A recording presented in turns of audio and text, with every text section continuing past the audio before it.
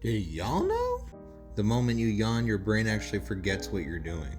The extreme stretch of the jaw momentarily pulls the palate out of place, causing a brief, subconscious loss of short-term memory. This is why sometimes you yawn as a reaction to being overwhelmed. It's a way for your brain to forget things that just happened a short time ago. To combat this, you can actually do jaw stretches. They actually boost short-term cognitive performance. There's one study like this jaw tapping movements one.